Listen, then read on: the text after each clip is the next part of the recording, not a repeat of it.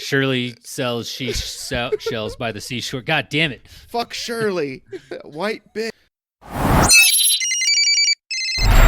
Today we're talking running back. You got 3 bust running backs for fantasy football in 2023 and the top running backs for fantasy this year all tiered out for you. TacoCorp 94. I'm Nate. This is Tony next to me over here. Hi, Tony. But first, we'll do top of mind. Tony, what's on top of your mind? Before I get to top of mind, do you do rum? Do you mess around with rum at all? I don't mess around. Unless it's like a Malibu. Don't judge me. Okay. Yeah. Judging you a little bit. It's almost PSL season, so there's always that. Mm-hmm. So I've been messing around with dark rum. Wife bought me like an encyclopedia cocktails. I've been hooked on the dark and stormies. So it's just dark or spiced rum. It is ginger beer, and it is like lime juice and a lime wedge. It's so good, so refreshing. I've had 4 of them, so... Running back. I'm doing good, though. Thanks for putting this together again. We had a full slate of preseason football this past week. Games on Thursday, games on last Friday, games all weekend. It was awesome. I watched the bulk of all of the snaps that mattered, like the first, second quarter. Usually, like for Bryce Young, CJ Stroud, they played basically like 3 or 4 possessions. Yeah. We've got week 2 preseason games, so those are all started recording for this week, and I'm ready to talk football. Yeah. What kind of rum are you drinking? This one is this is a different one. I don't remember. They were out of the one I was looking for, but damn it, I even forget the name. Is it just like a regular rum, or is it like a spiced rum? It's a dark spiced rum. Yeah.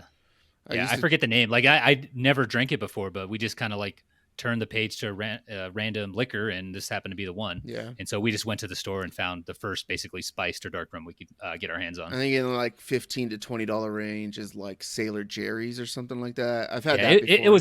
It was middle shelf. Yeah. I can't think of the name of it. Yeah. Yep.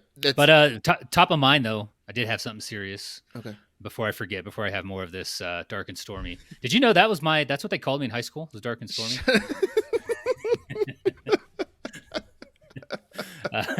But my top of mind for me, taking it back, trying not to take things for granted, being fortunate enough just to be born in the U.S. Yeah. Going to have a little bit of national pride. Being fortunate enough to have had parents that cared about me and my brother, like our education. They put us in sports, stuff like that. Being fortunate enough to have a healthy family. So my 2 kids and my wife, we're all doing really well for ourselves. A lot of people, they're just not in the same boat. I've been reflecting on that.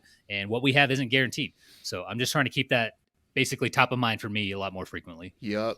Yeah, I've been thinking about that a lot lately and stuff too, where I've been listening to some things on the internets and stuff like that. More YouTube. I mostly consume YouTube. Yeah.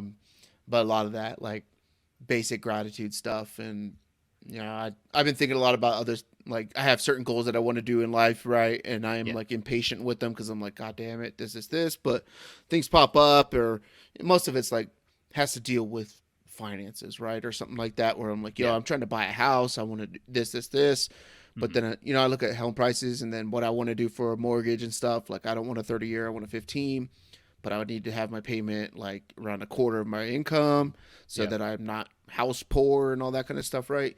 And saving for kids' college, all that kind of stuff, just in case they want to go, all that kind of doing all those things. And I'm like, God damn it, I just need like 40 more G's, man, or whatever, right? But then I'm bitching about that kind of stuff, and I'm like, man, I think like the poverty line in the U.S. is like top 3% in the world, for generic incomes and stuff like that, and have to remind myself like, the easiest thing to do in the U.S. is to make money.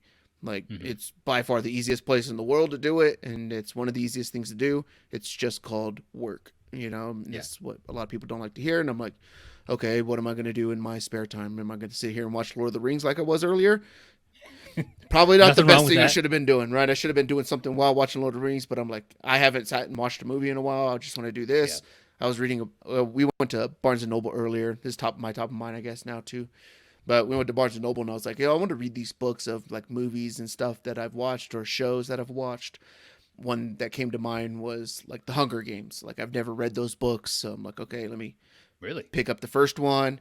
And then I was like, I've never read Tolkien or anything like that. I've read The Hobbit in like high school or something, but never read that. So I grabbed, the Fellowship of the Ring and that kind of stuff. So I was watching Fellowship earlier. Oh, let's go. When you want to get a little more serious, just let me know. Yeah. This guy's thick. What is that? It's a Silmarillion. Okay. So it's got a lot of the stories of basically the creation of everything you know about Middle Earth. Oh, I got Very, it. very dry. It's tough. Like you got to get through Hobbit, Lord of the Rings, Yeah. maybe a couple other stories before you jump on that. But that's a beast. Yeah. I've done it with Star Wars. When I was younger, I read a lot of the Star Wars stuff. So I was like immersed in all these different books that go back so far and tell all these stories, right? And that's really interesting to me too. So, but the kids were picking up books and stuff. And my oldest, she's 9, Layla, she wanted to pick up Harry Potter. So she grabbed the first Harry Potter book, Sorcerer's Stone. So she's going to start going through that a little bit. Kind of getting into that school realm and what are we going to do with some of this extra time and try to use it wisely to get a little bit better and more creative, a little thinking, handle some of that stuff, get better at that. And then, it helps encourage them, I guess, when I'm doing it too. So, but I enjoy reading. New gift idea. Buying the Twilight series for Layla. Oh, those are good. Those are some of my favorite books. Yeah. Don't judge me. I didn't read them. Don't judge me I if bought you're them for new Charlotte here. a long time ago. They're good. Yeah. All right. That's my top of mind. We're going to be talking running backs today, so that'll be the sports section of this. We talked quarterback last week. We tiered out all that kind of stuff. We'll shape out what that looks like for this one. We're going to do a little bit different. We'll get to when we get to that point. But this week, Tony, we had Ezekiel Elliott signed with the Patriots. Dalvin Cook signed with the Jets. This moved the needle for you with either of these backfields.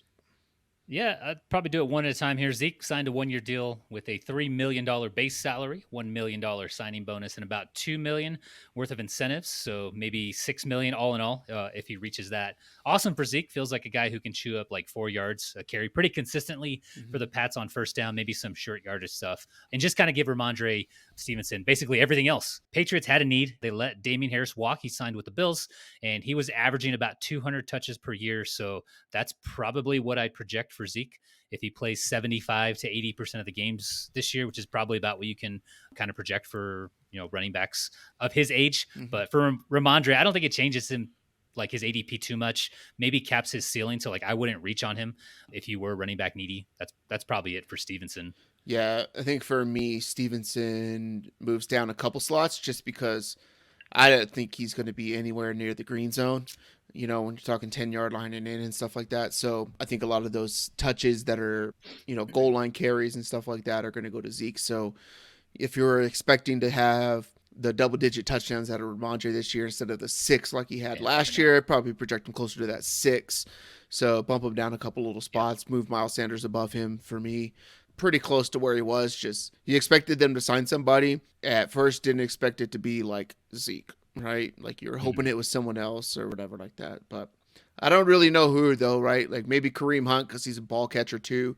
That probably would have been like a better fit for Ramondre to get some of that goal line work, or at least just split everything in half so it's agnostic. But like Fournette or Zeke probably made the most sense anyways. So we've been talking about that for about a month. But. Yeah, we could. Ramondre catches a lot of balls, though. So I like that it was Zeke, someone like Zeke versus like someone like Dalvin or Kareem Hunt. Kind of helps him with the receiving end, right? Because those are worth a lot more fantasy points. Yeah. But for Dalvin Cook, going to the Jets, obviously, he got the better deal. He's getting a $7 million salary. From what I read, it was mostly guaranteed. Awesome for him. He got $1.6 million in incentives. So worth almost $9 million, 8.6, right? Worth noting that this was the biggest deal for any of the free agent running backs from this offseason. And what that means to me is that they're going to use him. It's not going to be a Breece Hall show. And my rankings, which we're going to get to later, kind of reflect that.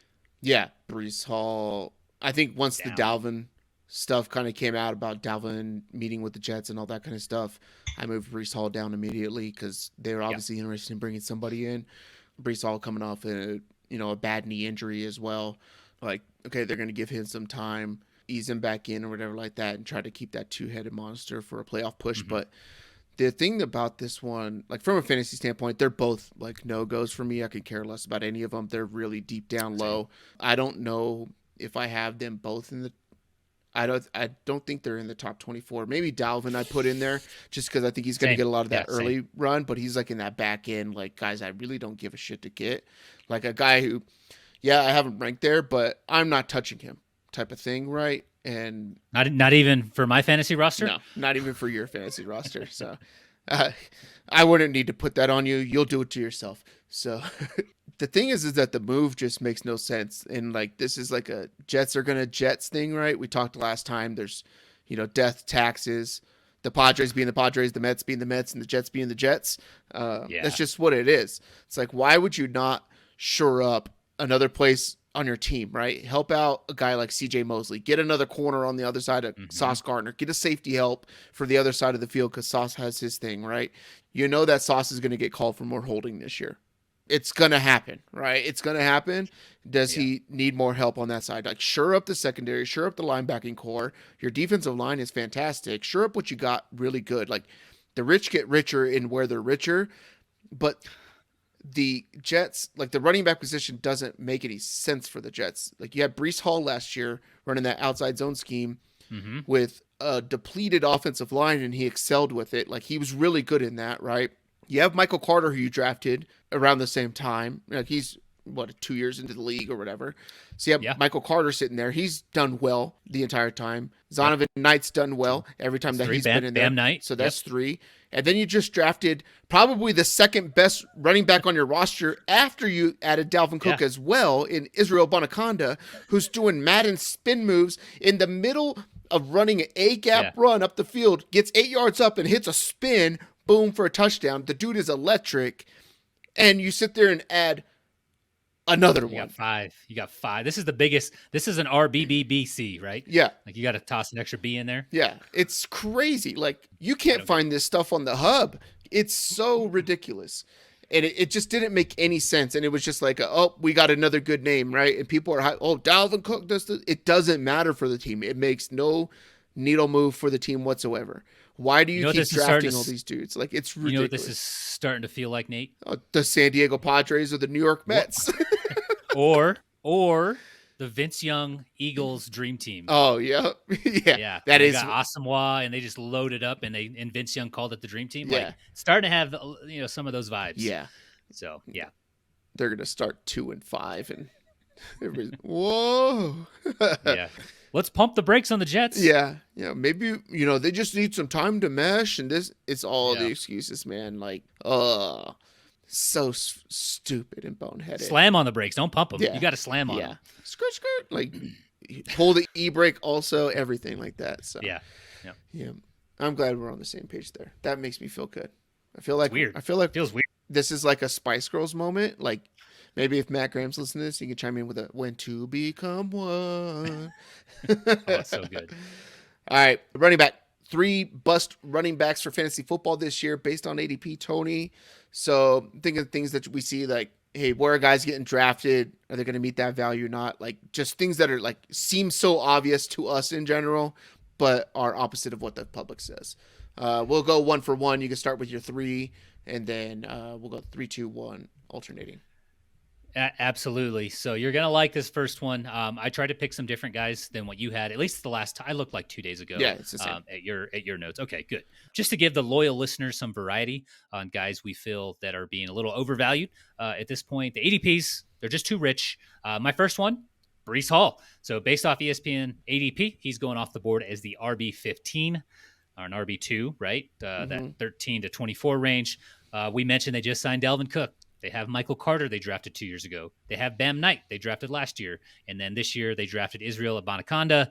They're all really solid running backs. They've done well on the field in limited NFL action. Bonaconda so far has looked good, hasn't played a regular season snap, but he's probably pretty solid. I don't know if he's the odd man out, but it feels like what the Jets are going to have is a messy RBBC, so a running back by committee.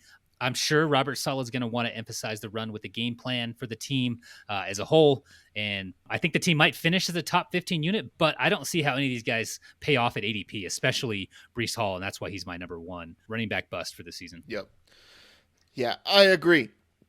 I just looked at my ranking thing, and I have him outside of the top 24. I have Dalvin up at 18, but I think I'll probably bump him down closer to 22 or something like that, 22 to 24, somewhere around there. But yep, so I'm going to go with my number 1, everybody's love child. That is Jahmyr Gibbs. So Jahmyr Gibbs is being drafted as running back 14 at ADP of 44, so that's middle of the 4th round.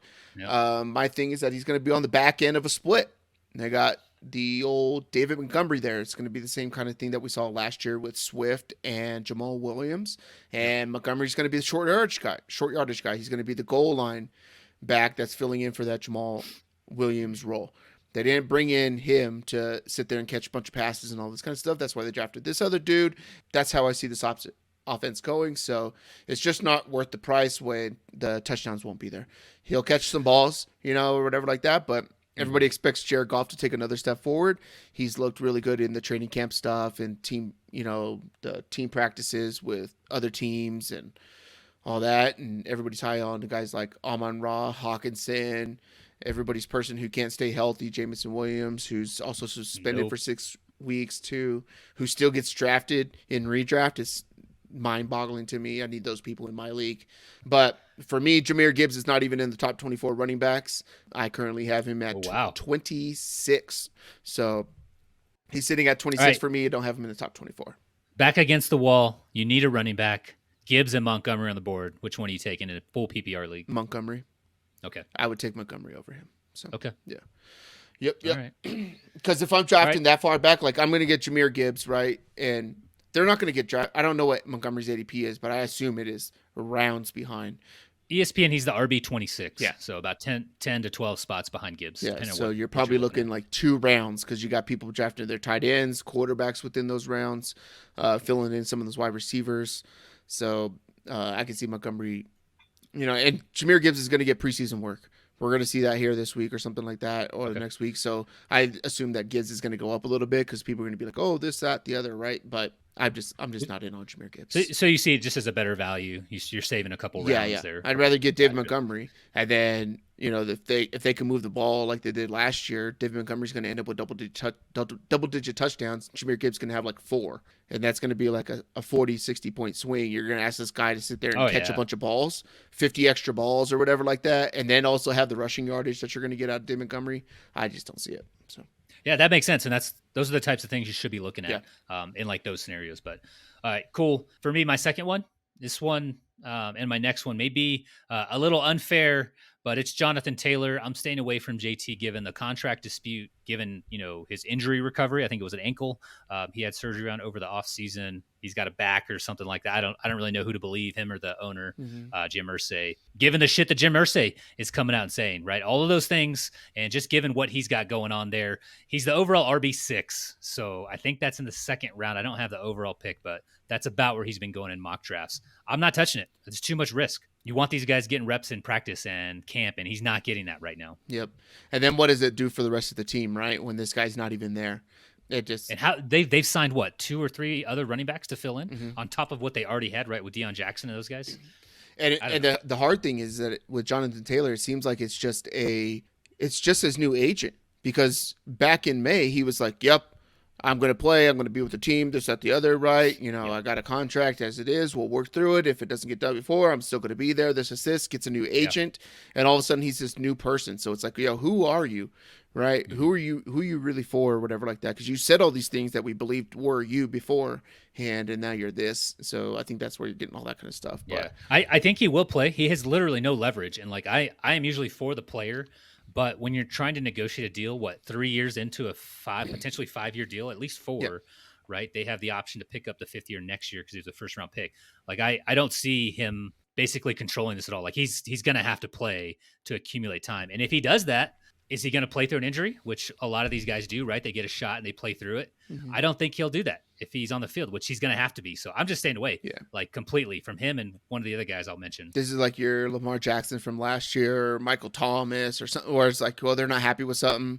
Yeah. Do they have a little ache and pain or whatever like that? Could they play? Probably, right? But you never know what the situation is, and it's just going to be the story all year. He's a guy that, unless he's like there starting Monday next week, and he's in every practice and doing everything, right? I'm going to play this, and you get 2 to 2.5 weeks of him practicing with the team and everything's good, then I'm just not touching him. He's undraftable. I'll let someone else deal with that. That's a lot of risk. It doesn't even matter if it's like in the 5th round. I'm just not going to touch it because you never know what it's going to be. I don't want to deal with that. So my number 2 is going to be second? J.K. Dobbins. So he's being drafted as the RB19 right now at ADP 58. That's the back end of the 5th round. New offense that's expected to throw the ball a lot more, and the dude just has chronic knee injuries, chronic knee issues. He's going to be sharing a backfield. If Lamar Jackson, which people expect Lamar Jackson to still continue to run, I don't. as much as he normally does, right? And especially at the goal line, you're going to just say goodbye to all his touchdowns. Yeah. Get rid of any touchdowns that you can predict out of the running backs. Give them like 3-4 on the season, because that's probably what it's going to be like. They're going to have a lot more passing and all that kind of stuff off of those runs.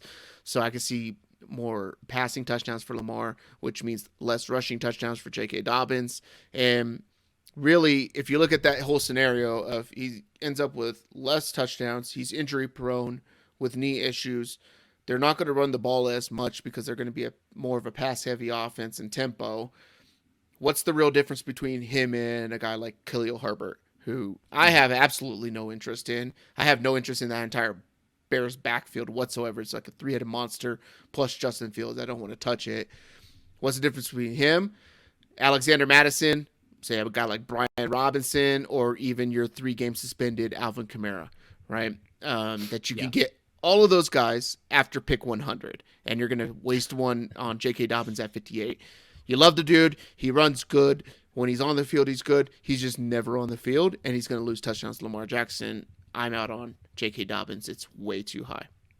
Yeah, and you gotta check me here on this. I haven't seen the tweets or the reports, but I've heard this, I think, on a couple other shows.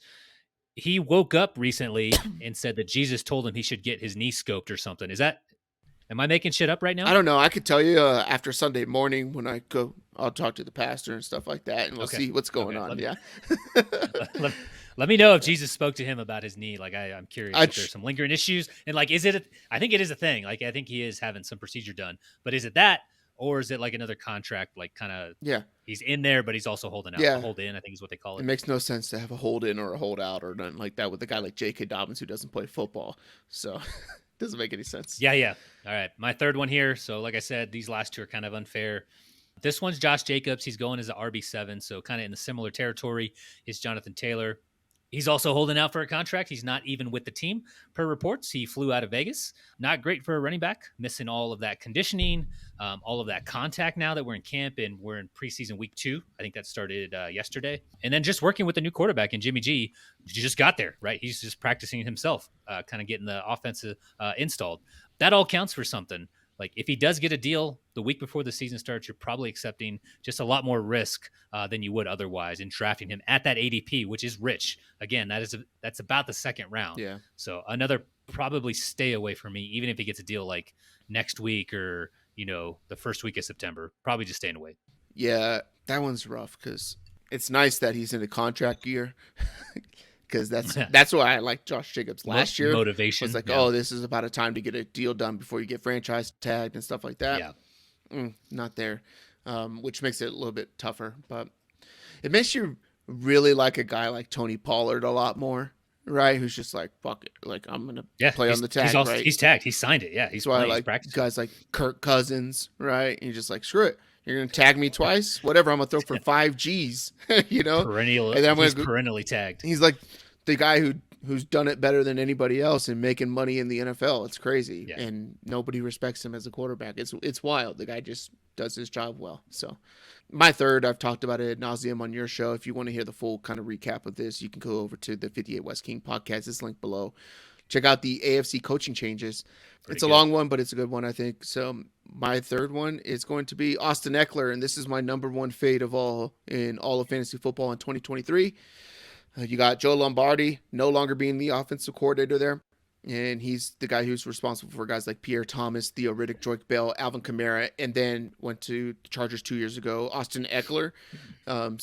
What you see in Austin Eckler is a direct result of Joe Lombardi. And this year, the receptions just aren't going to be there in that Eric Coryell offense with Kellen Moore calling the plays. He's a 28-year-old running back who will be in even a bigger split than he was the last couple years as well, too. Because if you look at the way that Kellen Moore splits the running backs in his time in Dallas, you're looking more of a 60-40, 55-45 type of split out of the other running backs. And for a guy who's never rushed over 1,000 yards in a season, and nowhere close to 90 targets, like targets, not receptions this year in the passing game. Being the second running back off the board and a top 5 pick for me is a no thank you. And for those that are opposed to what I'm saying, if what they were doing before in passing the ball to Austin Eckler and the way that they were structure their offense was so good and beneficial to the team, why would they bring in a new coordinator and have him do the exact same thing when they have him change the entire offensive scheme from a West Coast style offense to air choreo, forward type of offense, and draft another large receiver if they're going to do the same things. It's unbeneficial to the team. People say, yep, but they had injuries to the wide receiver. They didn't have anyone on the field. It doesn't matter. Your scheme doesn't change because of the personnel that are in there. That's just not what happens in the NFL. You have dudes. You run the same type of plays because that's what the rest of your offense is based off of. You run certain things to get looks so that you can run other things off of those same looks and stuff like that. So it's just not going to be there. Austin Eckler, direct fade. He's bottom end RB1. I don't even want to draft him back there either. So that's just my take. Yeah, I'm looking forward to seeing what tier you have him in. It's going to be good. I swear this victory lap is going to be so fucking good. So yeah. Let's get it on record. Yeah, let's get it on the tape. It's on the tape. We've been saying this, for a month and a half now or something like that. Make sure when you post this, you tag that fantasy receipts. Yeah. This is with the Eckler taken in bold. Mid-June started talking about this stuff, right? So, like, Austin Eckler hasn't played any preseason football, right, or anything like that either. So it's like just way out there before. We'll clip this later on to shove it in your guys' fucking face. So, yeah, I can't wait till somebody takes that, which is nice because in your league, Tony. I don't know if you've given out all the draft orders and stuff like that, but in your league, waiting on a couple people to pay. Your league, I'm sitting there at the 5, right, for my draft position and stuff like that. I've been mock drafting at the 5 a little bit, doing a little bit of stuff there. I kind of like the way my team rolls out, especially when dudes don't take Austin Eckler, or someone takes Austin Eckler in front of it. It's like kind of nice. I like the way it's like a good sweet spot for me to get like all the guys that I really like, right? Like 5 to 7 feels really good. It's so nice. You guys haven't mock drafted 5 to 7. It's the sweet spot this year. 5 to 7, and I'd say the back end a little bit too. Like at the turn. Yeah, it always feels good because you get two players that are better or on par with what the dude took at the the front of the first round, and he's not getting anything close to that, right, with his second pick at 23 or 24. Yeah, it's. Like I like that 5 spot, and I'm like, oh, that's gonna be nice. So, all right, listing our top 24 running backs for fantasy going into 2023. So we're gonna start at 24 and work our way all the way up to 1. They'll be tiered out. Last episode in the quarterback one, we gave explanations for every single one, whatever like that, and it just takes really long. And I don't think people really care too much about like, oh, here's all these rankings that are all kind of the same, right? So we'll highlight one dude in each tier, why we kind of got them there, what we look for out of them, whether it's a neg or a pro or something like that, and then we'll move it on from there. So going from 24 to 1, Tony, I'm sitting here with 1, 2, 3, 4, 5 tiers. So all right, we'll start tier 5. So you can go ahead and list off your tier 5 of what they go up to, and then I'll list, and then you could give a explanation, and then I'll do mine. Sure. So this is my tier 5. Coincidentally, also had 5 tiers. We didn't really plan that out.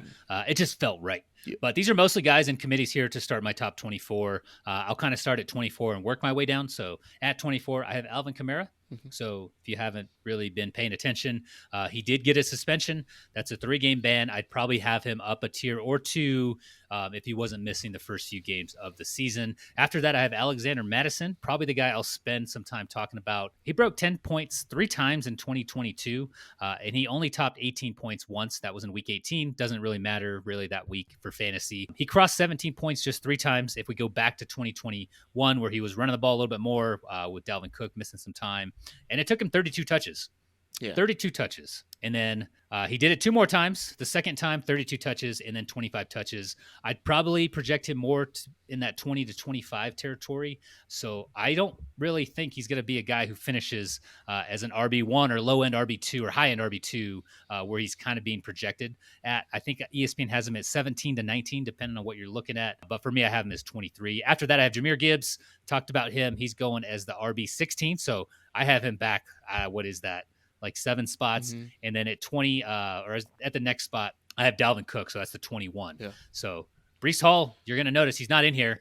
He's going at the 15 for ESPN ADP. Yeah. He's not in here with that Dalvin Cook signing. So that was a last minute update. Just given the contract and everything else, that is what my tier 5 looks like. Nice.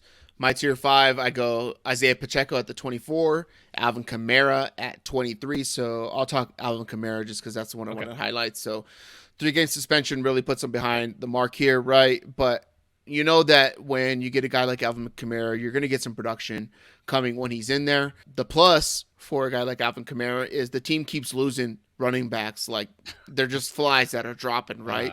We saw Kareem Hunt go down there and take a trip. And then he went to Indianapolis because they're like, hey, we're going to pay you more. And then he didn't sign with Indianapolis, which makes you feel like he's now, a couple days later, you get another running back hurt in Kendra Miller. It just opens the door for Kareem Hunt to come in here and fill a role. And while Derek Carr is willing to dump it off to the running backs, we saw Josh Jacobs get a lot of receptions and stuff like that while he's in Oakland.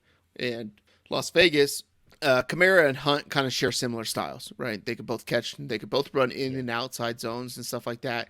But they could both catch the ball. So I really envision the target share being completely split here. So not in this Mark Ingram Kamara role or this, a bruiser type back and then a shifty back or nothing like that. They think they're going to be the same type style of back. So you can see a lot more of those 2 running back sets in the gun, both of them going out, who gets what, and they stretch the defense with Olave and Michael Thomas coming to the middle, Juwan Johnson. They got some ballers there.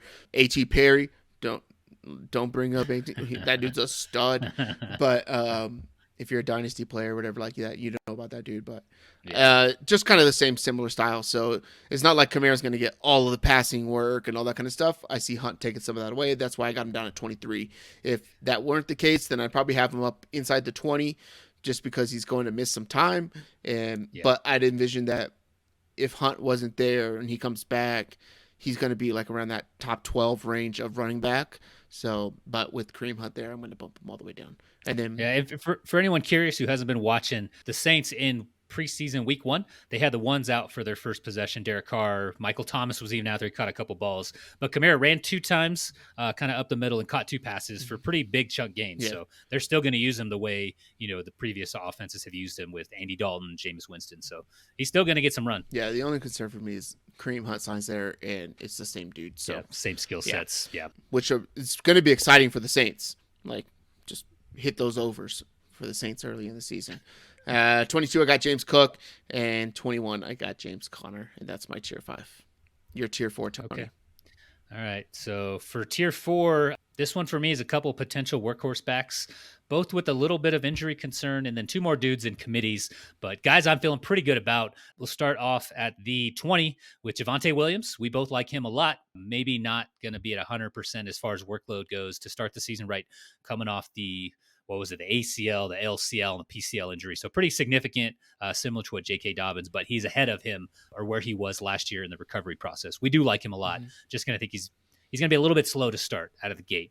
And then I have James Conner, guy you had up in tier 5, Kenneth Walker, and then Ramondre Stevenson. With Stevenson, it's just Zeke. I'd have him higher, but Zeke signed there. He's going to take some of that short yardage and goal line stuff because Zeke does that really well. Yeah. You'll hear my Javonte as I get higher and higher up this board, Tony. Yeah. So 20, I got ETN, 19, Kenneth Walker, 18, Dalvin Cook, and 17, I got DeAndre Swift. I like the DeAndre Swift thing. I think that could be a lot higher. We saw Miles Sanders be a top 12 back last year. But I'm going to talk ETN. The problem here I have with ETN, because he's being drafted a lot higher than where I have him at, right? I had him as 11 to 12 on ESPN ADP. Yeah. You have him way back. Yeah. Way back. He's at 20 for me. So this team just doesn't throw it to the running back, which is 1 strike against what ETN would need in order to provide more value. They add Calvin Ridley into the mix as well.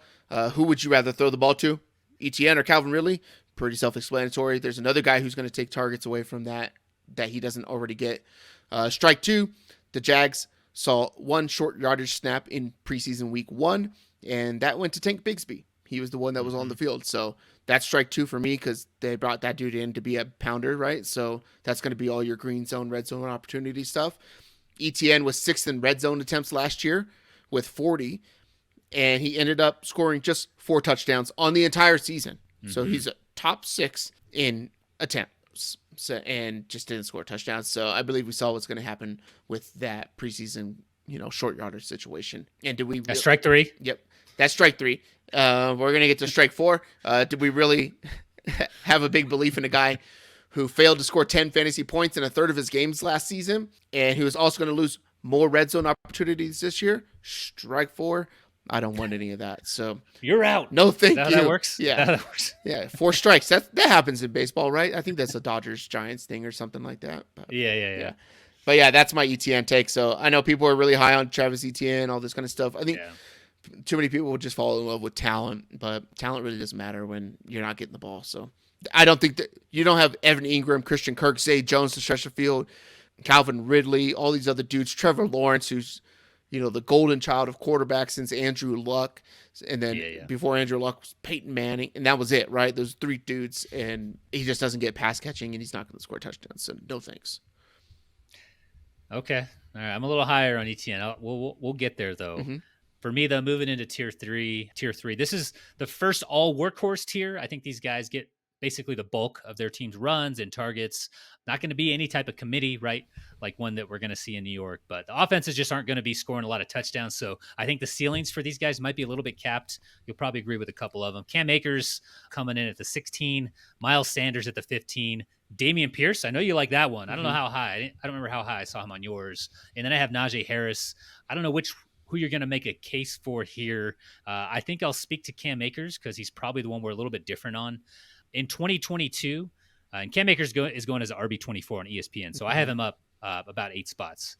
He averaged 9.4 points for the whole of 2022. Once he came back, though, after him and Sean McVay basically hugged it out, and Les Snead all hugged it out, they got together. They just, they made peace.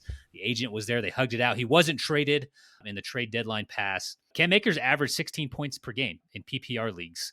And if you look at what the top 12 running backs averaged last year is about in that 16 to 17 range. So that's kind of why I have him here. And the team was not good last year. I don't think they're going to be good in 2023. The defense is going to be really bad, so they'll need to score points. I don't think that's going to take him like a massive touchdown total to finish here. I think it's just going to be, the 15 carries, 20 carries, maybe 5 to 6 targets in the pass game. But I feel pretty good about him. So that's the guy I'm picking to talk about, not just because he's a Ram and I'm a Rams fan. Mm-hmm. Yeah, Cam Akers is not in my top 24, so I know. I'm not in on it. There's a couple guys this year that I'm so out on that I'm like, this might bite me in the ass, but I have to stick to what I believe, right? Like fantasy football is about sticking it to your buddies because you feel like you know more, and when you know more and you really stick it to them, and I'm not a guy who gets shares of guys in leagues and stuff like that, right? If I'm drafting around the same position, it's the same team. I got dudes, and I'm willing to go 6-8 picks ahead to get my guy because I like him better than all the ones that are going to go in between those picks and stuff like that. So Cam Akers isn't one of those for me. The Achilles is a concern for me. Just see people come off Achilles and do well. The team as well too, but he did play pretty well against what he had last year. I think he got stuck in there because Sean McVay was trying to tank, and he's like, "Screw it, I'll play this asshole because he wants playing time." Well, I mean, you're not going to do anything though, right, or whatever like that. So, I mean, halfway through the season, they're going to be what 3-5 or worse. It's going to be the same exact setup, right? If Stafford might be injured, the offensive line is going to be fucked. That's exactly where they were last year when he took over from week 13 on and averaged basically that RB1 stat line. So I feel good, and it's a value, like what we were talking about earlier, RB24. It's going to be crazy because if the Rams have like a middle of the pack defense this year, we expect them to be like bottom 6th of the league, right? So, but if they have a halfway decent offense, middle of the pack 15, 16 or something like that, the Rams are going to win a lot more games than I think that is being projected. So my tier 3, I also have 4 guys here. I'm kind of the same workhorse type backs, or something like that.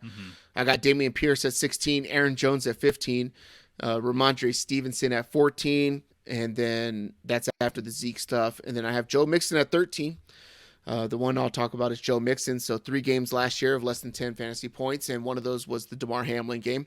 So let's count it as 2, right? He missed weeks 12 and 13, yet still finished as the RB12 in PPR. There's really not guys behind him that are competing for a bunch of carries and touches and stuff like that. They drafted a dude. They got some okay guys, but it's more spell type work, than a real committee there.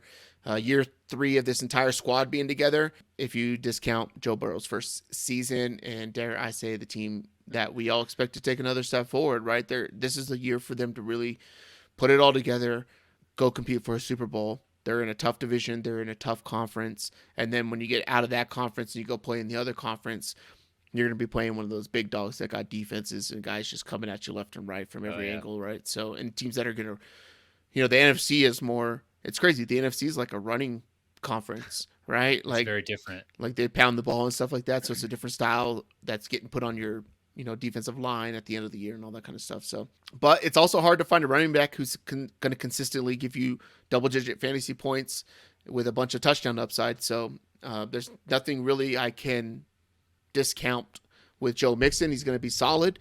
You know what you're going to get out of him, and I think you're getting him somewhere around end of the second into the third, somewhere around there in your draft. It's RB12 on ESPN. So RB12. So the turn of 2 or 3 or something like that potentially.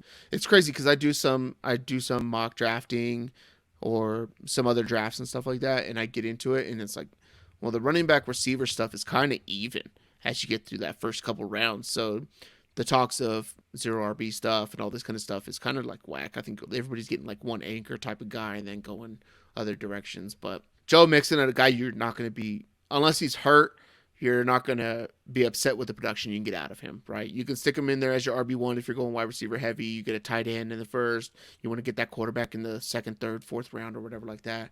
Joe Mixon's a good viable option for you there. My 13.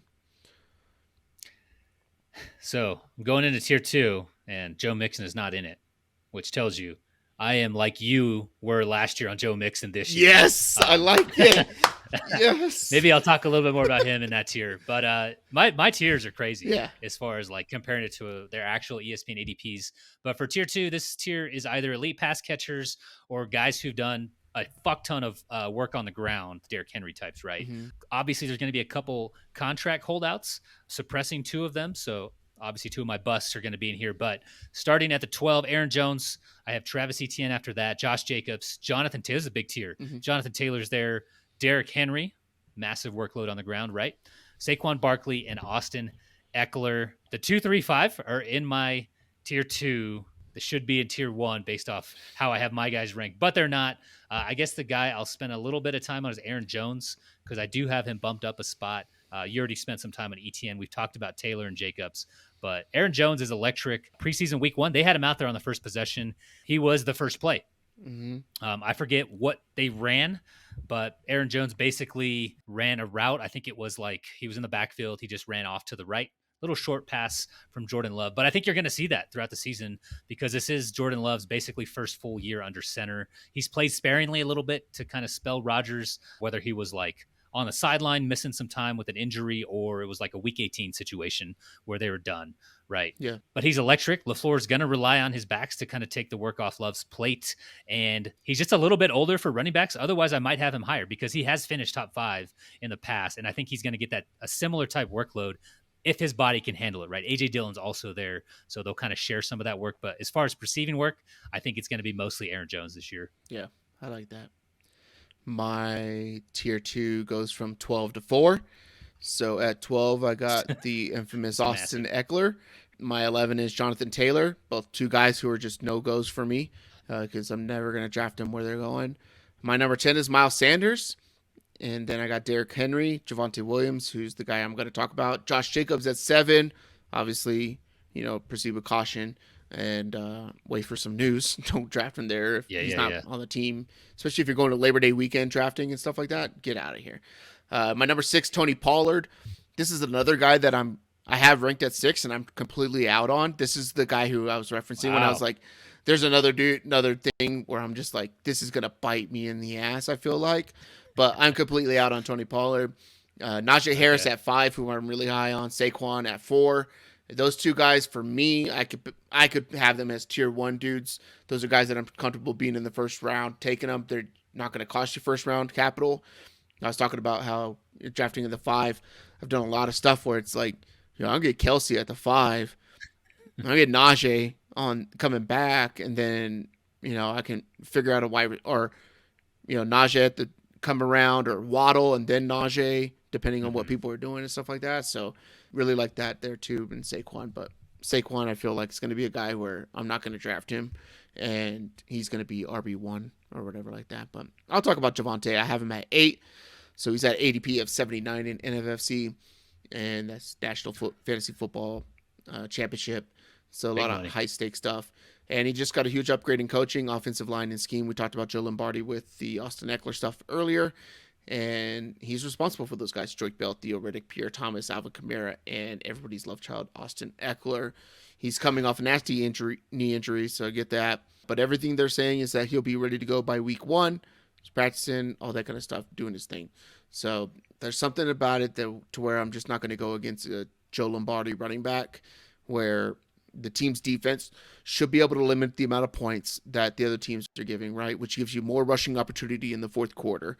So after teams are tired, they've been on the field for a long time because your defense is off the field, right? Getting them off the field for 3 and outs, short drives, which they're pretty good at. They got a good defense. And then a Sean Payton team that should be able to put up more than 18 points. So I expect them to lead games in the fourth quarter, get a lot of rushing stuff, and have that short passing game to the running back be an extension of the run when they get into those passing situations in fourth quarters and stuff like that. Now, after week 1 preseason, it's a little concerning because you can't teach an old dog new tricks. And the worst thing that, and I think we've talked about it before, like way early episodes. Maybe it was with when we were going through every person in the league that we have and stuff like that as this podcast started out as. But the worst thing that Russell Wilson does as a quarterback is the best thing he's done as a quarterback. And that's when he gets in trouble, the way he gets out, he doesn't climb the pocket like normal quarterbacks that do really well do. He's succeeded with turning his back to the offensive line and running out and scrambling, right? But you see him try to do that in that first preseason game. He's too slow. He's too slow now, but it's a natural instinct. So I don't know how this is going to go because I'm really high on the Broncos this year, and it feels like this might be my Chargers moment from last year. But I'm really high on them, and I expect them to do really well, and I project them to do really well, and their players to do really well. But if Russell Wilson's going to continue to try to escape the pocket by doing that rolling out stuff, defensive ends already know. Like, they're going in, and they're with outside leverage, pushing in, collapsing the pocket, but being able to keep their outside out there so they can contain, and then it's like boom, sack, because they know they can push a guy in a little bit. They know what Russell Wilson's going to do, and then boom. So that is a concern for me on whether or not they can really score points in this offense. We'll see in the next couple preseason games and stuff like that. But I expect Javonte Williams to have a big year. I think he's going to catch like 80 balls this year, 80 to 90 balls. That's what these running backs do in these offenses. And Kamara had that stretch. Was it like 3 years in a row? He had 81 catches. Yeah, it's crazy, right? Same and offense. Yeah. We saw the same thing happen with Austin Eckler. His catches went up, tenfold from that time, and he's RB1, and everybody loves the guy. So everybody loved Pierre Thomas too, right? We were big Pierre Thomas guys in PPR back in the old days of Yahoo Fantasy. I remember that. Javonte Williams, my number 8. That's the one I like. I think he's the biggest value on the entire draft board. There's a lot of risk associated with him. You mentioned the knee injury. You mentioned Russ, basically some bad habits or maybe some potential decline there, right? He is getting older. It's a new offense, but he's going off the board right now for ESPN as RB29. Yeah. You just gave him a couple picks earlier. Like, that's all that risk. It's fine because you're getting him so late, right? When you talk about opportunity cost. And you get a cheap handcuff in Samaje Perine as well too. So yeah, and that dude's always been solid. Yeah. So if he does have to step into that role, he's going to be able to produce. He did it with Cincinnati. And that's one thing I like to look at when you're looking at guys who you're going to put in these top things that are going to be able to produce. Because most of these guys will probably produce around the same, right? But I'm going to rank a guy higher if I feel like the entire backfield's good, so that I can handcuff it. But nobody's going to give a shit about the handcuff, right? Yeah. Same thing when we get up into tier 1 and we're both talking about Nick Chubb. You got Jerome Ford. He's the cheapest dude on the board, right? So, yeah. And you draft those guys. You draft your Javonte Williams or Nick Chubbs, and then you just circle the handcuff, right? You circle Jerome Ford. You circle Samaje Perine. You just take them around earlier, right? They're not going to be on anyone's radar. Yeah. They shouldn't be. Yeah, they will. So, cool. Moving on to tier 1. So I am high, very high on all 5 of these guys. I feel like any one of them is capable of putting up an overall RB1 finish. 2023, though, I feel isn't as clear for us as it has been in past years. If anyone stays healthy, right? Like 2 years ago, if CMC plays most of the season, he crushes everyone by like 100 fantasy points. This year, it just feels like we have a lot more parity, at least in this top tier. I know you and I have a couple guys who might differ a little bit. But at the 5 spot for me, I have Joe Mixon. I know you had him in, I think, tier 2 or maybe the front end of tier 3. Yeah. At the 4, I have Nick Chubb. Then I have Tony Pollard. Then I have Brian Robinson, and then I have obviously CMC. Bijan. So Bijan Robinson, sorry. So for overall like ESPN rankings, that's the 1 CMC, the 4 Bijan, the 8 Pollard, the 9 Chubb, and the 12 Mixon. Mhm. My rankings are all over the place, but I think I'm gonna talk about Mixon because like I think we're different on him. Like I think you were 2 tiers different. Still no word of the suspension, though I did see in the last day or two he was found not guilty Yeah. of whatever the allegations were. I forget. It was like an aggravated assault or something along those lines, right? It was So like the suspension, if it happens, it's not going to be anything bad, right? It might be a game or two for like personal conduct. Samaje Perine, you talked about him. He's now in Denver. He chewed up 50 targets last season. Those are vacated, and there's no other meaningful running backs on the roster. Like, you're going to tell me Chris Evans is going to step into that Samaje Perine role? Probably not. Who's the other one? Chase Brown, they just drafted, a rookie, a little smaller? Probably not. I think this is the year that, and Mixon renegotiated his contract, right? So they're getting him for a little bit cheaper. Mm-hmm. I think this is the year where if he stays healthy, you're high on this offense, I'm high on this offense. This is a year where he's going to get a lot of touchdowns, a lot of targets now that Samaji's gone. And if he stays healthy, I don't see him not finishing inside the top 5. And that's why I have him here at the 5 spot. Nice. I remember last year we were talking and I was like, yeah, I'd take Joe Mixon 3. You were so high. I'll take it worked out. He was good last year. Last year he finished as the 10, but he was being drafted. I think like way past that. I think it's like an RB2 or something like that. Well, I always feel like a lot of times in these top tiers, all I want is guys to just be there because they're going to produce, right? You want the guy who's going to be there, be consistent, be able to play for you. Just don't fuck it up. Mm-hmm. Don't go out there and do Austin Eckler at pick 4 or something like that, right? Or 5 or 6 or something like that. When Austin Eckler is a back end of the 3rd round guy, right? Based off of what he's going to produce, that sets you back so much. When you draft a 1st round guy and he's a 1st round guy, you're pretty good. Yeah, Mixon's RB12, so you can get him in the 2nd, 3rd round, depending, right? So you can grab a receiver and then come back and grab him as a running back. That's nice. My tier 1, I have 3 running backs, so it goes from the 3 to 1, CMC, Nick Chubb, and Bijan Robinson. The CMC one feels like the guy's never really had like an offensive line. He went to the Niners, right? And that's cool. There's going to be a lot more Deebo Samuel in this offense this year. They're going to need it because they have basically 3/5 of their offensive line is complete dog shit or unknown. We're talking like the 30-something, 50-something ranked run blocking offensive linemen in the league, right? Which is, you're up there, right? Or whatever like that. But it's not what you got out of Trent Williams. Mike McGlinchey was amazing in run protection, run blocking, but terrible in pass pro. And that's why he got sent his way because they can't afford to keep having guys not be able to pass block. But now they got a rookie on that end or a guy who hasn't played football. Basically, I think he was on the team last year, but he hasn't played meaningful snaps or anything like that to get a PFF rating or anything like that. The 2 guards are completely dog shit. Like they're not great, right? The scheme is good, but the horses they have up front are not there like they have had in the past. So I think you're going to see a lot more Deebo Samuel, a lot of outside stuff that they did like 2 years ago, right? Where Deebo was getting a lot of rushing and stuff like that to create confusion off of the defenses. That's going to take away from Christian McCaffrey, but he's Christian McCaffrey. Yeah, it is what it is, right? But they're obviously going to want to keep him healthy as well too. So do you lose 4th quarter touches to guys like Eli Mitchell or, these other guys on the field as well? Because they should be up in a lot of games with the way the defense could play. So McCaffrey averaged 21 points per game last year, and that was with Carolina and San Francisco. Still averaged 21 points per game, finishes the number 2 RB overall. Second only to Austin Eckler, who was at about 22 points per game. But you've already talked about it like ad nauseum on my show and then here in 2 or 3 episodes. He's not getting all that passing work, and CMC, I believe, is still going to get a pretty big chunk. Right, I know Deebo will impact that a little bit, but that counts for so much in PPR leagues. Like, so I don't think anyone, if everyone stays healthy, is going to supplant him as the RB1. Yeah, but I got Nick Chubb at the 2, and then Bijan Robinson at 1. Bold. They run the ball. Did you see his run? This game they just played, week 3 preseason. Yeah, pretty good. Yeah. He's kind of good at football. He's basically like Saquon Barkley times 4.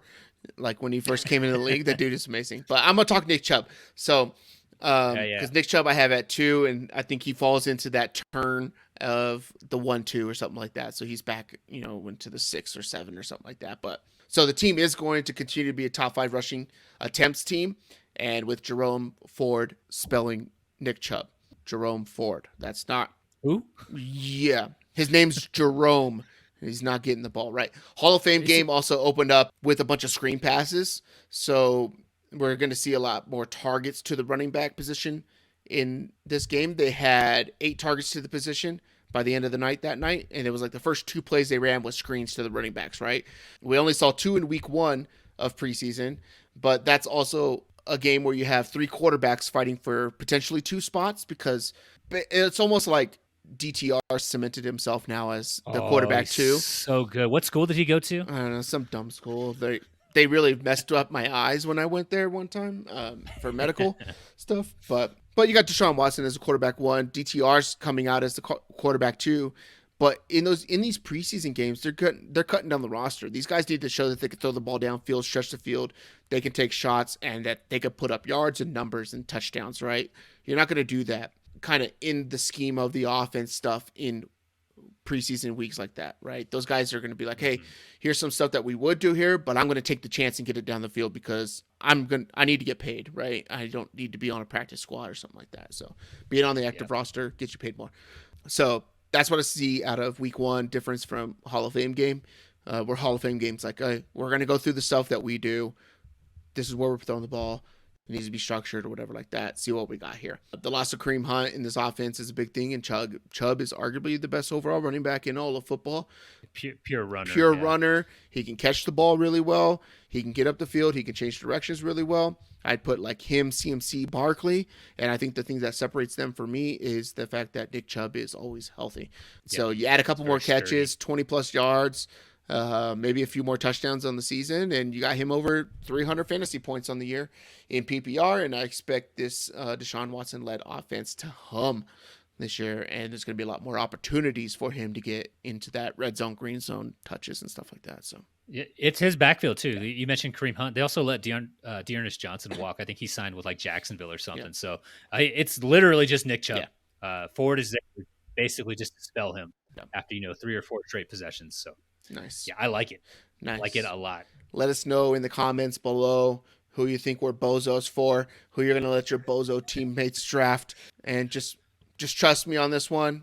Trust Tony on this one. He had him a little bit lower too. Let your bozo league mates draft Austin Eckler in fantasy football this year. Let him go all the way to the end of the first. If everybody's on the same page, make someone else draft him because they're not going to like it. So that's that. Yeah. We're talking fantasy sports. We like to draft because drafting is a big part of fantasy sports. It's the best time of the year. It's draft season as well. We talked about our top 24 running backs, Tony. So we're going to draft the top 5 athletes to ever wear the number 24. Do you want the 1 or the 2? I want the 1. You know why? We were not supposed to pick this guy, Tony. We talked about it off air last week. This would be really good if we didn't pick this guy. But go ahead. You could have Ken Griffey Jr. Negative. Absolutely. No, I do like Ken Griffey Jr., one of the greatest baseball players of all time. If he doesn't have, like, the dude hit 630 home runs, and he missed a huge chunk of time, right? I think it was like an ankle or wrist. I think it was the wrist, right? Didn't he like run into a wall or something? Like, we're probably talking about him in a different light if he stays healthy. He might be the best baseball player to ever play baseball. Yeah. We might be comparing like Mike Trout to him now, but. Yeah, my first pick, though, I usually take the turn. Kind of tells you how significant this one is for me. It's Kobe Bean Bryant. He wore number 20 or number 8, did wear number 24. The Lakers retired both numbers, if you didn't know that. So he gets whichever one I want to give him here. Tragic death, him and his daughter taken way too soon in that helicopter accident. But I watched like 75 to 80% of their games. Like I was with the Lakers with like the Kobe Shaq era, like I am now with the Dodgers, because the Dodgers right now we have 3 first ballot Hall of Famers: Kershaw, Betts, and Freddie Freeman, right? Yep. Like that's how I was with the Lakers back then, because it was just so fun to watch with Shaq down low and then Kobe just coming in and closing out games, putting up 30, 40 kind of at will. Just a fucking legend. Like I love the bust, the trophy they kind of put out in front of Staples Center too. Really great. Getting me a little emotional right now. Yeah. Kobe Bryant, first pick. I wrote 9 players down. None of them named Kobe Bryant, so you could have waited till the end because I wasn't going to do it. I wasn't going to do it just for the clicks. No, I don't know. No, just kidding. We've mentioned him already. My number 1 is going to be Ken Griffey Jr., the kid. double-digit Gold Gloves. You couldn't hit the ball in the outfield. The dude was going to grab it. It could be 65 feet above the wall. He's going to find a way to jump, get it, throw it back in. And he's got the most iconic swing of all time in baseball. And he's got the Swingman logo. So good. Like Nike made its own gear out of Swingman. It was Nike, Jordan. I think it's Nike, right? I don't know. The hats are pretty sweet. I'm thinking about getting one. Dude, he was like, the only reason he turns his hat backwards, I think he said, is because when he was little, his dad would give him a hat, and it was always too big. Like when he was out there with his dad when he's playing or whatever like that during games. So they'd let him like hit or play catch or something. He could never see because they would always come down too low. So he turned it around because it would fit better because it would sit here and not fall down, right? So that's why he turns his hat backwards or whatever like that. And it was iconic in a home run derby. He's the first guy to go up there and just turn the hat backwards, right? It was like, oh, man, he's one of us. But yeah, I think he's like a 10-time Gold Glover or something like that, right? And he probably would go down as the best baseball player of all time should he not had like 630 home runs, 13-time All-Star, 10 Gold Gloves, 7 Silver Slugger awards, and Comeback Player of the Year award in 2005. And probably known most for being injured, which sucks. He had those hamstring issues and stuff like that. He got to play with his dad on the same team. They hit back-to-back homers. Like, it's just one of the coolest stories ever in baseball. Yeah. You know, I think now we see Shohei Ohtani as being the number one overall, but I don't think Mike Trout would have been able to compete with Ken Griffey Jr. should he have been healthy the entire time. So agree. That's that. Agreed. I'm going to go off the cuff right here, I think. And this guy played 16 seasons in the NBA, playing for the Cavaliers, the Clippers, Nuggets, Blazers, Wizards, Timberwolves, and the Spurs. 16 years in the NBA. Unheard of accomplishments, right? Like, it's hard to stay in a professional league for 16 years. Known for really good defense, being able to run an offense. Averaged 12.6 assists, 3 boards, 1.5 blocks a game for 16 years straight. Give me Andre Miller with my other one. Wow. Andre Miller, when he was with the Nuggets, it was amazing to watch. Like, Nuggets, you're just like, man, this dude is good at basketball. He's my number 2 overall. I always remember just watching this dude play and just being it all. Like, he's always on the team. He's always on the court, getting minutes and contributing to the box score. Never like the dude, but yeah, that's my number 2. He was fun to watch, and you're right. Like, he was kind of a floor general, right? Like, you think Chris Paul, that kind of player, right? High basketball IQ. I liked watching Andre Miller. Yeah. He fell into that era when I watched religiously. Yeah, so first pick for me was Kobe Bean Bryant. Second pick here for me, I'm going to go to baseball since we're talking a little baseball with Ken Griffey Jr. He was on my list. Ken Griffey was. But I'm going to take Willie Mays. Even better. 660 home runs, the legitimate home run record leader. 24-time All-Star, which is insane. Won a World Series, 2-time NL MVP, NL Rookie of the Year, and he also won 12, not 10, 12 Gold Glove Awards. So another legend. Nice. Willie Mays. Okay. Second pick off the board. Next one here. We'll do football later. I'm going to go with some Bud Light auto racing here for a second. Is that too woke for your listeners? First you say you love America, now you're going to NASCAR. Woo! Red Pill Tony. That whole Bud Light thing was hilarious. Like, Anheuser-Busch doesn't just sell Bud Light. Yeah. Like, they do Michelob, they do Natty Light, which I think a lot of them are probably drinking right now. They do Busch, which a lot of them are probably drinking right now. Busch Light, man. Stella Artois, Landshark, Shock Top, Hoegaarden. And they're partnered with like another 18 to 20 brands. You're gonna have to... They do Cutwater too, which I don't know if you had any of those. Cutwaters are delicious. Like, I love Cutwaters. You're gonna have to change your ex Twitter handle to Red Pill Tony or something like that. That'd be funny. I used to watch NASCAR, so my dad watched it. He was a Dale Earnhardt guy. We've talked about this before. But for me, another iconic 24, Jeff Gordon. He won 4 NASCAR titles, California kid. 93 career wins, which is the most in the modern era. 81 career poles, which is pretty crazy as well. And if not for this dude, I think Dale Earnhardt probably wins 2 or 3 more titles, taking down the king, Richard Petty's record, 7 NASCAR championships. That number is so weird. Like, 7 is what? Lewis Hamilton, Michael Schumacher, Richard Petty, Dale. They're all tied at 7. Jimmy Johnson, I think, too, in NASCAR. Like, so crazy that one of those guys couldn't get to 8. But Jeff Gordon was just that good, and he drove that number 24, like Rainbow DuPont Chevy, if you remember that from like the 90s and early 2000s. Yeah. 24 DuPont Chevy Monte Carlo. That's right. What was so good about that run that Jeff Gordon had, right, is like I think people used to mislabel him as the Rainbow Warrior, but the Rainbow Warriors were the pit crew because Yeah. they were the first team to really put such an emphasis and realize like, yo, we can save a second and a Half a second, right? quarter second. They were busting like 2 seconds faster than other pit crews on changing everything, like doing all kinds of stuff. It was wild. But they're really the ones that highlighted like, yo, pit crews really matter and stuff like that. Like get them in shape and this, that, the other. They're not just dudes who wrench on cars. Okay, you change the tires, right? It was a job. Like that was like the Hendricks. I think as a whole, because I think Jimmy Johnson and those guys, they kind of carried that right because they were the next guy. But yeah, Jeff Gordon was the kid.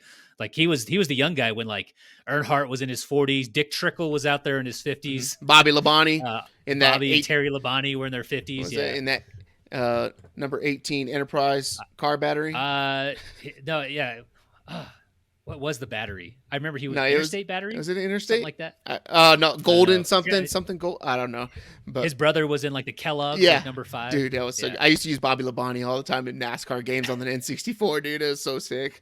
Like we used to fight over Bobby Labonte. So that's good. All right. I got all the options now because it's wide open. We're not going to have the same people. So I'm going to go to my 2. I'm going back to the NBA. I have a lot of respect for people who play a long time in the NBA because it's really such a young kid sport, right? Like athleticism, especially in like from the early 90s into the 2000s, 2010s and stuff like that. Kids are just more athletic coming out of everywhere, right? You got Derrick Rose coming in the league. You got John Morant coming in the league. Like all these dudes are wild. But 18-year NBA vet, there was one jersey really. So you talked about the Lakers, Shaq, Kobe era, or whatever. I'm from Northern California, so I was a big Sacramento Kings fan. I am a big Sacramento Kings fan. Yeah. So while the Lakers are over here cheating and having betting scandals and all this other kind of stuff, and Vladdy's over here tipping balls out in Game 5, it's like, come on, dog. Like, what are you doing? I think it was Game 6, right? Get the rebound. He tips it out to Robert Horry, who's got more championships than Michael Jordan. Like, the guy's clutch, man.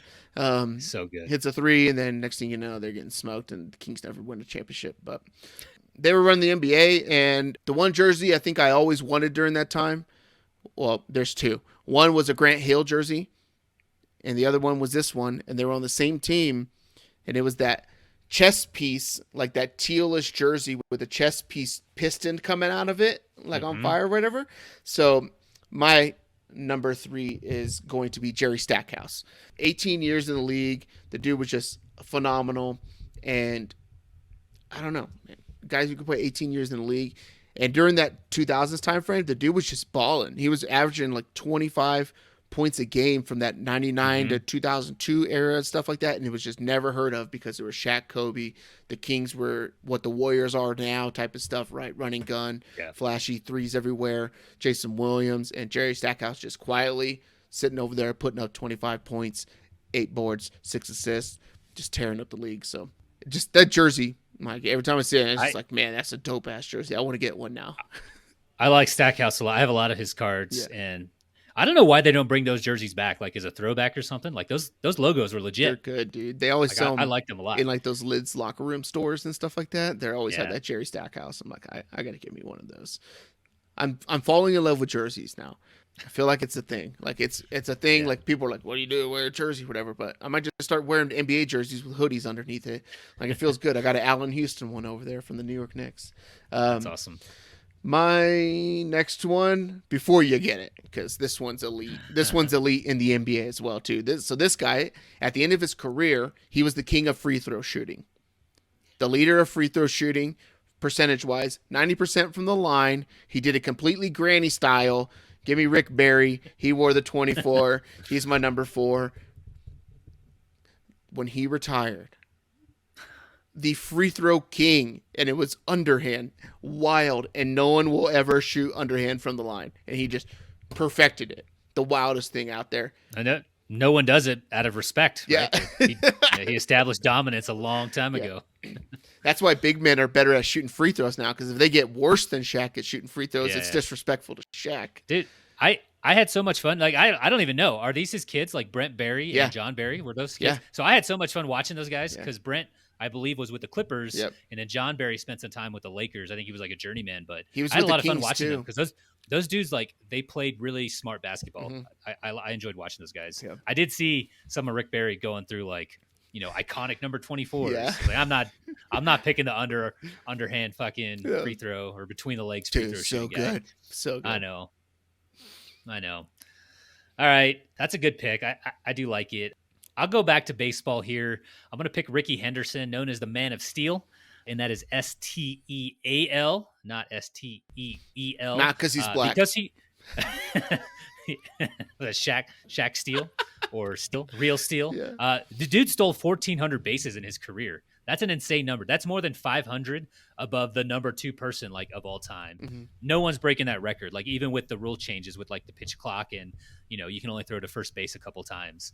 He has an MVP. He has a Golden Glove, 3 Silver Slugger awards, and then 2 World Series rings.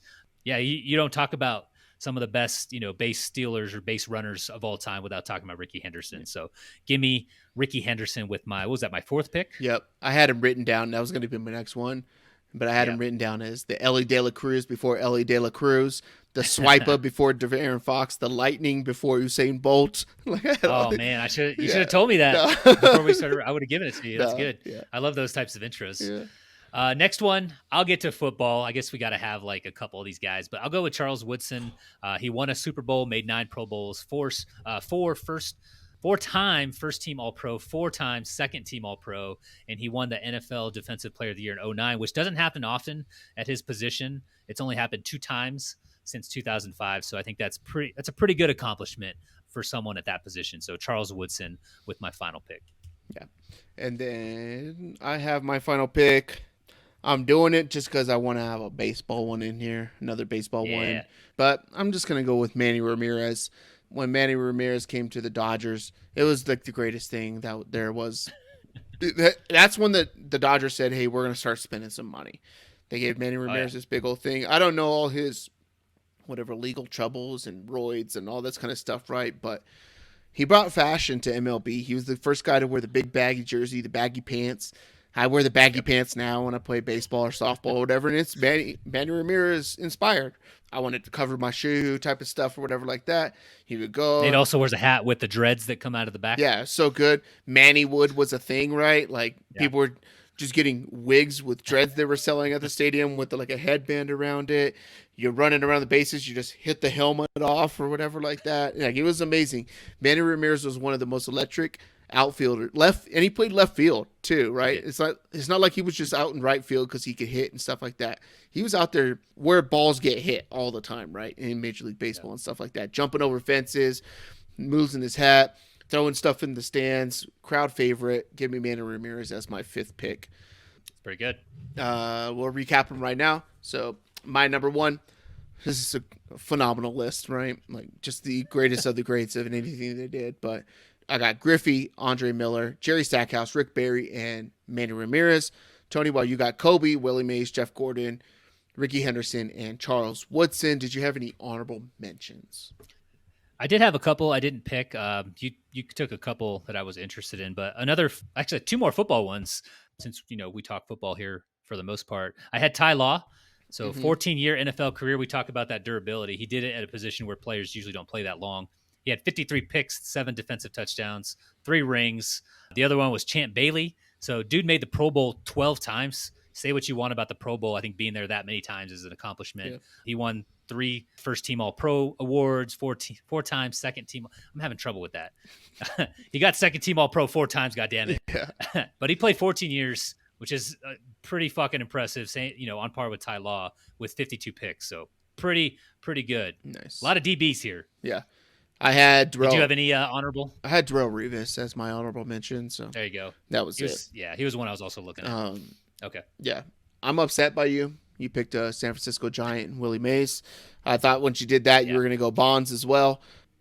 Absolutely I will say I had Bonds on my list. Like if Barry, did you not hear me when I said the actual legitimate home run record holder? I heard with you. 6. Okay, just checking. Barry Bonds was a Dodger, we'd be having Bonds jerseys right now.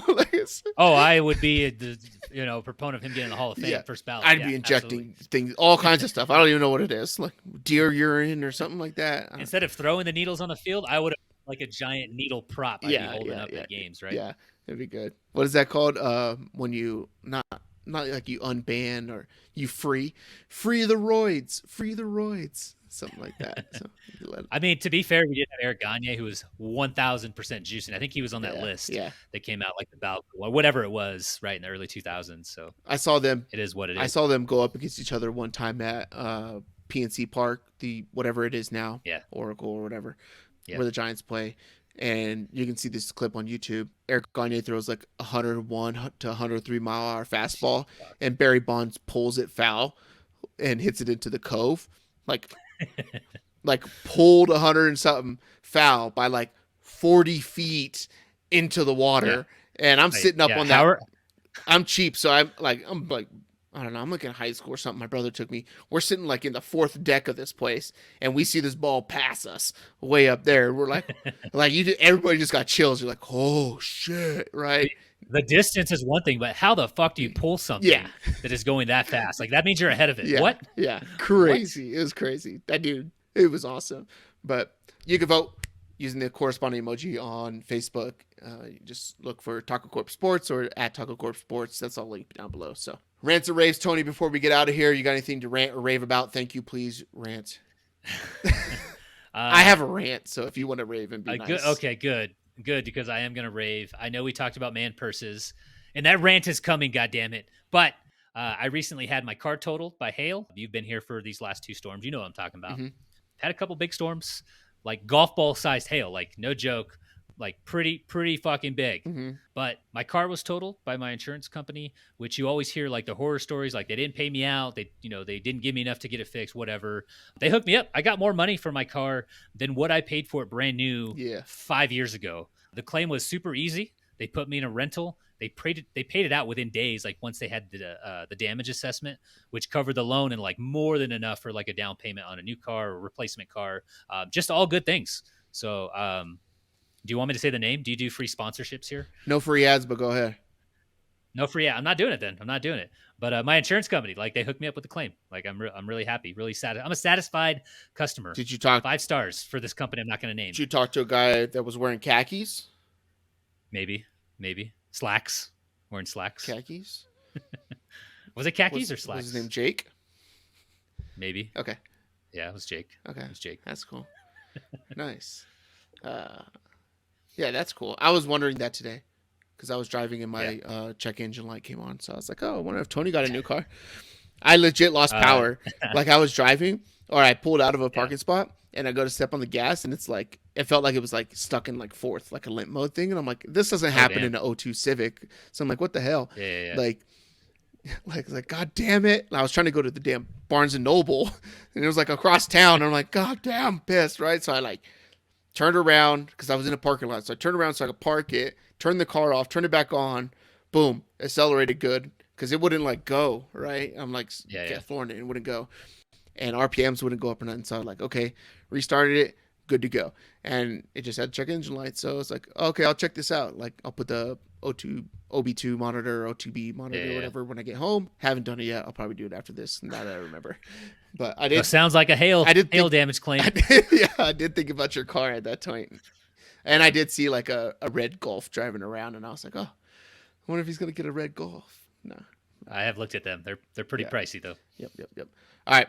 I'm going to rant. For the love of God, can we get paper towel dispensers that can spit out more than 6 inches worth of fucking paper towel? And it's even worse if you go to a fucking Asian restaurant because it's like 3 inches. They give you like a little baby strip. And it's the worst fucking thing ever because there's no place where you can feel like more of an asshole than in a restroom and there's other people washing their hands and you got to sit there and go and put your hand under it and then you put your hand under it again or you rip it off because it won't go again. So you're fucking waving like just spit out 2.5 to 3 feet worth of paper towels. There has to be a study that says this is how many, like put a camera and just or poll Americans or poll the world and say, how much paper towel do you use? Are you sitting here 1, 2, 3? Because there's no way that you could dry like grown-up hands with like one of those paper towel things. It gets too soaked. Your hands are soaked still. You don't want to leave. You don't want to touch that little handle when you're leaving the bathroom. Or what happens if you walk out and you shake someone's hand or you're dealing with something and your hands are still wet and you came out of the bathroom? What are they thinking, right? You don't want that to happen to you. His hands? Yeah. You just Just give us 2.5 to 3 feet worth of fucking paper towel, please.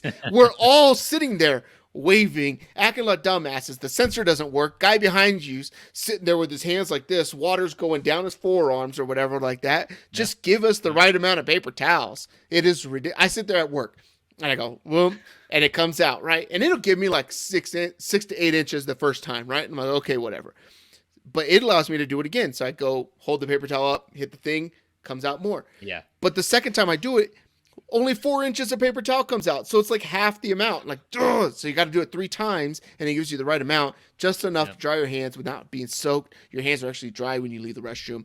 Please, someone, adjust whatever the ratings are. And if you talk to anybody in an Asian restaurant, tell them to get on board, at least with the other ones, because those places are fucking terrible.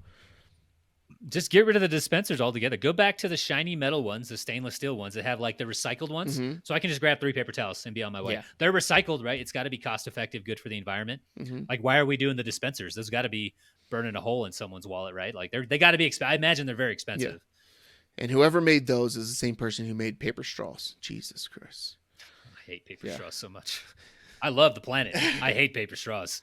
Anything else for the listeners before we get out of here, Tony? Nope. This is fun. Let's get out of here. I like it. You got Zeke. You got Dalvin Cook. 3 bust running backs for 2023. Top 24 running backs for 2023. All tiered out. A couple thoughts on some of the guys that differ in ADPs. Everybody who wears 24, that's dope. My list is better. Go vote for it on Facebook. Mm-hmm. Shout out to Tony's Car Insurance, Jake from State Farm. And my rant about paper towel dispensers. You can follow the show on all socials at TacoCorp Sports. That's all linked down below. Listen to and subscribe on Spotify. Thanks for sharing that kind of stuff. Answer the questions and Q&A in there. Leave us a review. Let us know what you think. Comment down below on YouTube. Hit a like, subscribe button. You'll get notified when all this stuff comes out. Banger of the week, Running Up That Hill by Kate Bush. Ooh. For Tony, I'm Nate. TacoCorp episode 94 in the wraps. Love you, bye. Love you, bye. This song is very good. So good. Sing it. I can't sing it. I'm not singing. I'm not giving you that clip. Damn it. I probably can't sing it, but I'm not giving you that clip.